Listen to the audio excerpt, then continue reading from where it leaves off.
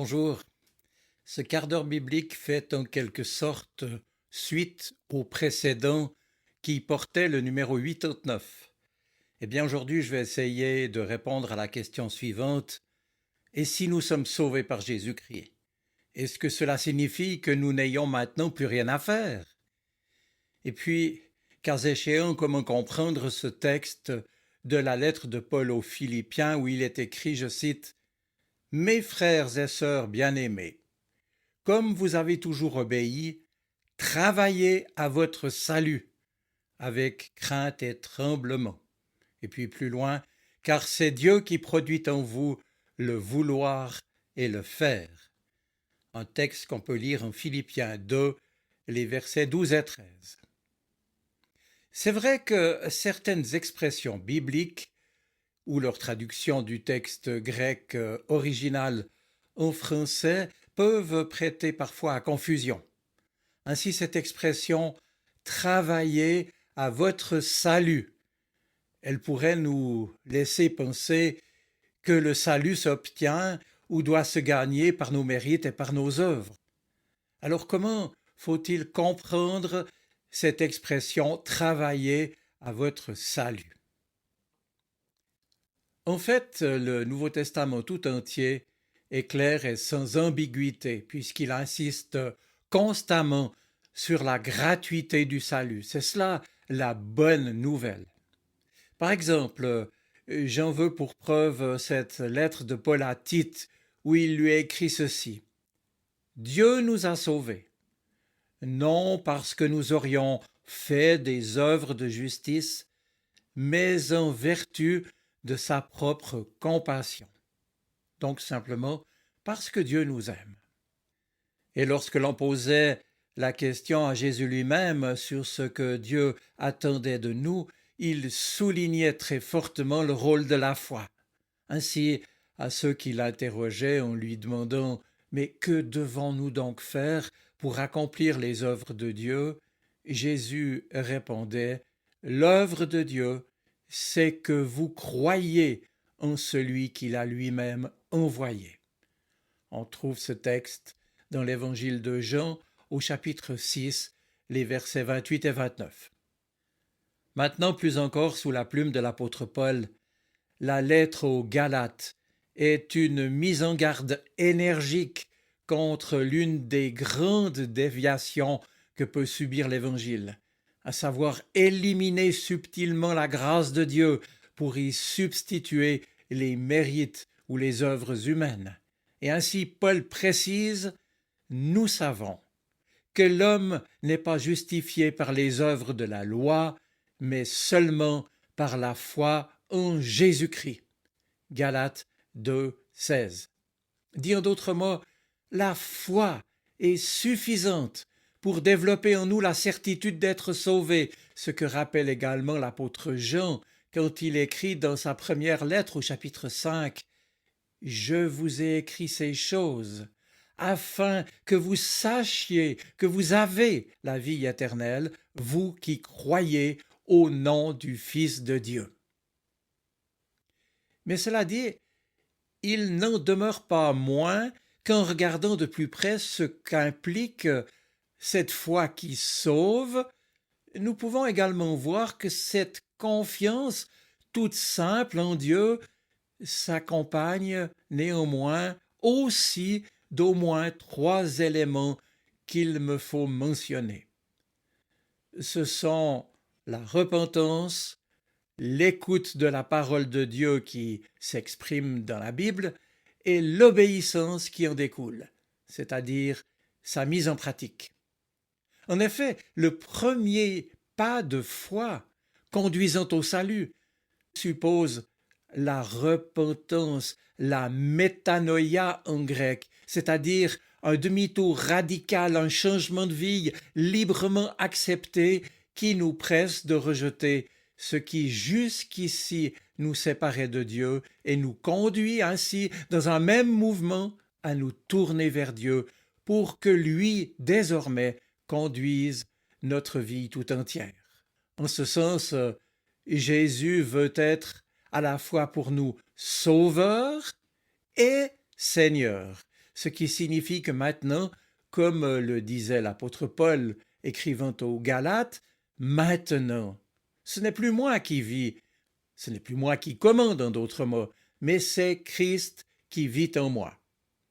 Et puis, rappelez-vous tout à la fin de l'évangile, de son ministère, en Luc chapitre 24, verset 47, Jésus annonçait, dans la nouvelle alliance qu'il était venu inaugurer pour nous, que, je cite, la repentance et le pardon des péchés seraient prêchés en son nom à toutes les nations. Et puis, deuxième aspect de la foi, elle est liée aussi directement à une écoute attentive, obéissante de la parole de Dieu. Celui qui écoute ma parole, dit Jésus, et qui croit à celui qui m'a envoyé, a la vie éternelle. Jean chapitre 5. Et je précise ici qu'en grec, le verbe écouter, akouo, est très proche du mot obéir, akouo. Oui, la foi implique une mise en pratique de ce que Dieu nous offre et attend de nous. Alors, pour l'apôtre Paul, entre autres, foi et obéissance vont ainsi de pair. Et il l'explique notamment dès le chapitre 1er de sa longue lettre aux Romains, où il écrit ceci: « Nous avons reçu la grâce et nous sommes devenus apôtres pour amener en son nom à l'obéissance de la foi toutes les nations. » Romains 1, verset 5. Dans l'histoire de l'Église, on a longtemps et stérilement ergoté, comme on dit, sur la primauté de la foi ou sur celle des œuvres. Et hélas, trop souvent, on est passé à côté de l'essentiel. Parce que les tenants de l'une ou de l'autre semblaient irréconciliables et beaucoup ne comprenaient pas que l'unique logique des œuvres ou des mérites, qui insistait beaucoup trop sur l'obéissance, en fait dépréciait la foi, diminuait cette confiance qui seule peut être placée en Dieu et qui nous permet de recevoir par grâce, dans son amour gratuit, ce salut qu'il est venu nous offrir. Or, dans cette logique dangereuse du mérite à bien obéir, il y avait là comme une revendication subtile, je veux bien, mais à exiger en somme de Dieu la juste récompense de ce que l'on faisait. Et l'on passait ainsi, je l'ai dit, à côté de ce que représentait l'obéissance de la foi, pour reprendre cette expression, cette confiance que le chrétien peut placer en Dieu, ne comptant pas sur ce qu'il pourrait accomplir pour lui plaire, mais uniquement sur l'amour de Dieu. Bref, en résumé, nous n'avons donc pas à choisir entre l'obéissance de la foi, pour reprendre l'expression, et l'obéissance des œuvres, puisque la foi implique une vie en conséquence, une vie en conformité au salut offert par Dieu. Il faut là y voir une double mise en pratique qui est à la fois écoute et obéissance, conjugaison incontournable de la foi et des œuvres. Ce que soulignera aussi la lettre de Jacques, car la foi sans les œuvres est morte. Et puis je vous renvoie aussi ici à ce texte de l'apôtre Paul en Romains 12. Puisque Dieu a manifesté sa bonté pour nous, je vous invite à vous offrir vous-même un sacrifice vivant réservé à Dieu et qui lui est agréable. C'est là le véritable culte, c'est-à-dire le véritable amour que vous lui devez. Ne vous conformez donc pas aux habitudes de ce monde, mais laissez Dieu vous transformer et vous donner une mentalité nouvelle. Vous pourrez alors discerner, comprendre ce que Dieu veut, ce qui est bien, ce qui lui est agréable et ce qui est parfait. Et puis, autre exemple, dans la lettre aux Colossiens. puisque vous avez accepté Jésus-Christ comme Seigneur, alors maintenant vivez dans l'union avec lui, soyez enracinés en lui et construisez toute votre vie sur lui, soyez toujours plus fermes dans la foi, conformément à l'enseignement que vous avez reçu, et soyez pleins de reconnaissance. Plus loin, l'auteur de la lettre aux Colossiens poursuit: vous avez été ramenés de la mort à la vie avec le Christ. Alors, recherchez les choses qui sont au ciel, là où le Christ siège désormais à la droite de Dieu. Préoccupez-vous de ce qui est là-haut et non de ce qui est sur la terre, car vous êtes morts et votre vie est cachée avec le Christ en Dieu. Votre vie véritable, c'est le Christ, et quand il paraîtra, alors vous paraîtrez aussi avec lui en participant à sa gloire. Paul, qui écrit sa lettre, sait qu'il faut avoir les pieds sur terre, et il dit d'une manière très concrète, pour savoir comment est-ce qu'un chrétien doit vivre, il dit ceci, je poursuis ma lecture: faites donc mourir tout ce qui est terrestre en vous, l'immoralité, l'impureté, les passions, les mauvais désirs et l'avarice. Voilà comment vous vous conduisiez autrefois, quand votre vie était dominée par ces péchés. La foi est concrète, elle est pratique, et les changements d'attitude, changements de mentalité, changements de vie. Maintenant, pour revenir à notre texte de départ, Philippiens 2, et cette expression « travailler à votre salut », en fait, le texte grec, avec l'utilisation du verbe katergazo, nous invite tout simplement à mettre en œuvre ce salut. Ce verbe grec, en effet, est utilisé 23 fois dans le Nouveau Testament, j'ai vérifié, et il contient l'idée de produire quelque chose, de former, d'accomplir. Et en Philippiens 2, il faut donc y voir le sens de mettre en œuvre, de traduire en acte son salut, et non pas, bien sûr, de travailler pour gagner son salut. C'est donc ainsi qu'on doit traduire ce texte en disant « mettez, je le répète, mettez en œuvre votre salut » ou bien « menez à bonne fin, menez jusqu'à terme le salut qui vous a été donné ». Traduisez-le en acte, c'est du concret, une mise en pratique qui découle de la foi. Le contexte de cette exhortation de Philippiens 2 est donc de rappeler l'obéissance pratique que Dieu attend de chacun de nous. Il faut s'y tenir. Être sauvé signifie devenir disciple de Jésus-Christ.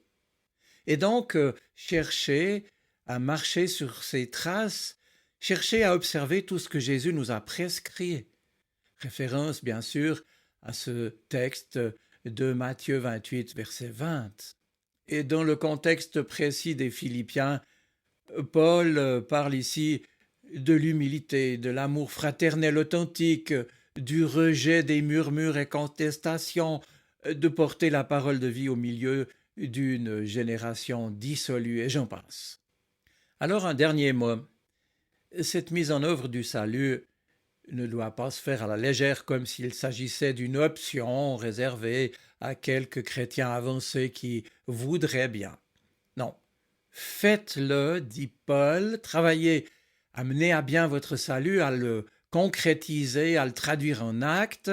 Faites-le avec crainte et tremblement. C'est une expression traditionnelle qui appuie la solennité avec laquelle nous devons vivre ce salut gratuit. Et s'il est vrai que l'amour parfait bannit la crainte, une autre affirmation du Nouveau Testament, il est certain aussi, comme le dit l'Ancien Testament, que le commencement de la sagesse est cette crainte respectueuse, notamment la crainte d'attrister le Seigneur et de le déshonorer. Alors, dit Paul, évitez cela. Oui, Jésus nous a montré que ce ne sont pas simplement ceux qui disent Seigneur, Seigneur qui seront sauvés, mais ceux-là seuls, dit-il en Matthieu 7, verset 21, mais ceux-là seuls qui font sa volonté. L'obéissance à Dieu et la mise en pratique de sa parole sont indissociables de la foi. Je le répète, Jacques l'écrira en disant « Comme le corps sans esprit est mort, de même la foi sans les œuvres est morte. » Le texte « Travaillez à votre salut » se termine enfin par une très bonne nouvelle, puisque Paul nous dit que Dieu, je cite, produit en nous le vouloir le faire. Ça veut dire que Dieu non seulement permet que ce désir s'installe en nous de faire sa volonté, mais par l'action de son esprit nous permet d'entrer dans la réalisation concrète de cette volonté. C'est dire si une conversion authentique peut conduire à une transformation de notre être. C'est vrai, elle peut prendre du temps, mais Dieu est fidèle et Dieu continue, jour après jour, de nous aider à nous relever, à aller de l'avant.